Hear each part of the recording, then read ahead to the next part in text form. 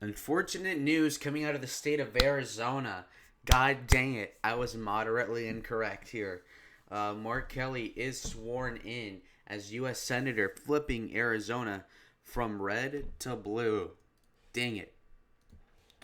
You may actually question why this ended up happening. Honestly, it's a little tricky to explain, okay? Now, while there was fraud, it probably was not enough to flip the Senate seat, okay? And I'll explain why. First of all, Mark Kelly did this through hammering her on Obamacare, which I don't know if that was that successful. And then he basically took the moderate lane. He tried to conceal his real intent to impose gun control. His wife was shot by a weirdo in the neck, I believe. Therefore, he's for gun control because he could have killed Representative Giffords. So that's not a good thing. You know, he's inspired to be anti-gun control. As you can see, there he is getting sworn in, more or less. The results by county, as you can see for Donald Trump, was virtually a tie. Whereas, and this is obviously fake news. Trump won Arizona, but I'm saying that without adjusting for fraud, is what I'm saying is that Mark Kelly ended up winning the state of Arizona, okay, by 2.4%, which is approximately 79,000 votes. Okay, no third party, which is odd, but still, that's a decent win there, clear win. That's, I think, above the margin of error here in terms of fraud. So honestly, pretty disappointing to see. As you can notice right now, McSally did okay in Pima, which I expected. If you scroll down, you can see Santa Cruz, where she did underperform Trump by like a percent or two. That's not a good sign. All the trends that Trump got in the rurals, she did not enjoy, I believe, which is part of the margin of loss here. And she did end up losing Maricopa by 3.9%. So that's a big yikes, okay? That's a big loss. That's a big fat loss. And in fact, she got 10,000, 11,000 less votes than Donald Trump here, which is probably why she lost in part. Okay, this is part of the margin here. Is her underperforming Trump in a lot of these places, okay? And you know what? Am I surprised? Sort of. Why? Why would I be surprised? Well, if you look at my prediction, I said I believe Trump will win Arizona by 2 to 3 points. I believe I said 3 points, and if he does that, McSally wins. Okay, and what happened here? Donald Trump lost by point 0.3, and she lost by 2.4. She underperformed Trump by 2.1%. So I was correct.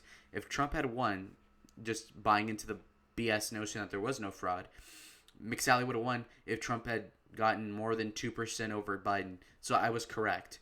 In fact, and people said, "Oh no, she'll do 6% worse than Trump. Oh, Kelly's gonna win by 6." Wrong, wrong, wrong. I ended up being closer because I hedged it by saying, if Trump wins by this amount, then she'll win. And since I believe that he'll win by this amount, I'll give McSally a 51% chance of winning. I was correct, more or less, in the margin insofar as I knew that she was going to underperform Trump by 2 to 3. I was dead on. She underperformed by 2.4 or 2.1, whatever it was. So, again, I was right. People were wrong. I was wrong. People were right. So, it's a split decision here. But it's kind of disappointing to see what happened. If you look at the shift, you see Trump's arrows pointing, excuse me, point more Republican in a lot of the rurals, and then more significantly trend leftward over here in Phoenix, in Maricopa County. Whereas if you look at there's no trend map. Are you kidding me? Well, anyway, I'm gonna get to this. Look at this. Most important county in Arizona, Maricopa, the biggest one. Biden got 1.04, whereas Kelly got more, 24,000 more, and Trump got 11,000 more. So that's a 35,000 vote difference in Maricopa. So while Trump apparently lost it by 2.8, she lost it by 3.9, I believe. So that's quite embarrassing. So had she have done better in Maricopa and Kelly did worse, half of that margin would be gone, okay, for the loss. And then if we look again at important rural counties, if we look at the autopsy of these fake results, Yuma, where she won by 1.8, you see Donald Trump winning it by 6 points. What the hell is that, Nick Sally? So she's clearly not getting the white working class to vote that Donald Trump did. And she's just underperforming across the board, in my opinion. Now, if you look at La Paz County, Trump won by 38.8. Now, if you look at La Paz for McSally, she only won it by 32. I frankly think that this is not necessarily that McSally is awful. It's just that Kelly was a disproportionately good candidate, and he did get a lot of center right voters or independent voters.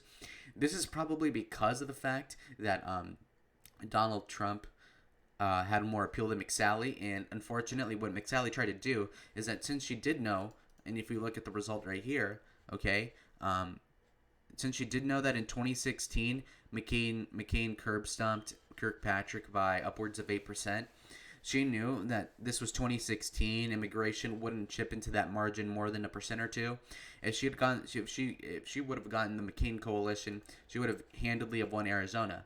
But here's the problem: she wasn't able to do that because honestly, the Democrats that voted for McCain, or the Republicans that voted for McCain, too many of them are going Democrat. And that's a problem. And when you run a good moderate candidate, supposed moderate, like Sinema or like Kelly, they will tend to outperform the standard Democrat, which proves to kind of trump the notion that we need to get the McCain voters back on our side, because I frankly don't see it coming in the foreseeable future, especially with Trump on the ballot or in the zeitgeist. Now, if we look at the polling right now, 538 was completely incorrect. Ipsos, Marist, Change, Swayable, Morning Call, so completely off. As you can see, most of these polls that Nate Plastic had on had Kelly winning by 9, 7, 6, 4, 10, 4.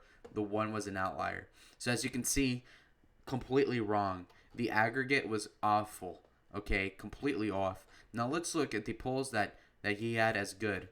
Okay, as you can see, Kelly up by 7, 6, 4, 1, 3, 7, 6, 7, 4, 5. Okay, keep going, more or less. That's what happened. Now let's look at what Nate thinks are the best polls. Siena College. Kelly up 7, up 6, up 7, up 6, up 10, up 10, up 11, up 1, up 5, up 8, up 1, up 4, up 4, 6, 12, 9. Okay, so this is what we're talking about here. We are talking about the polls being completely freaking wrong this time. Completely off. Okay? And you know what? Not only completely off, but completely awful. Completely awful. Alright? So, I am disappointed that she lost a little bit. I was half expecting it. I didn't think she, I was really torn on it. So I didn't get my hopes up, but still not a good result. Now, in terms of Arizona, does it indicate that Arizona is going blue? Not necessarily, insofar as we could have better candidates run. As you can see, McCain only 10 years ago won Pima County, so clearly the vote is there for us to win. Just that, I believe that we are kind of screwed insofar as the white vote goes. We are losing more and more whites. The liberal whites, the Maricopa whites, the suburban whites are trending Democrat, and that's a problem, and we're going to have to stop the bleeding. Now, of course, Trump did better in the rurals, but that was not enough to supplant Maricopa. Again, guys, this was bull. Of course, Trump won. I'm just saying that given these current results, assuming that they're going to keep on rigging it like they did this time, I do believe that we're kind of screwed in the respect of Arizona. Now, if we run better candidates, we do have a good shot. And in 2022, if we run a good candidate, probably not Doug Ducey because he's a fag, we could definitely win it back, the Senate seat from Kelly. But it depends. Now, here's another thing. Kelly is a relatively moderate guy, right? Well, depending on his voting record. If he goes to Congress and he votes along with all the Chuck Schumer's things, it'll be very easy to blow him out in 2022.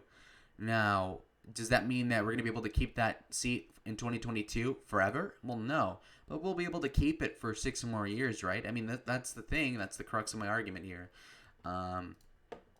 So awfully embarrassing what's going on here.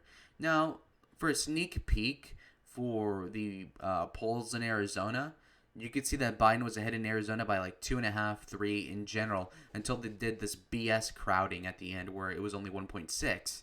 But overall, this goes to show that 538 is on fire.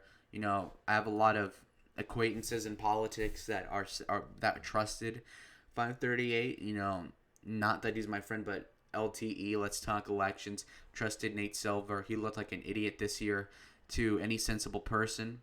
Right of center. Now, of course, did Biden win the fraudulent election? Sure, but you know the margin was way off all over the place for Ethan Kelly, LTE, and a lot of people. So, am I discouraged that McSally lost? Honestly,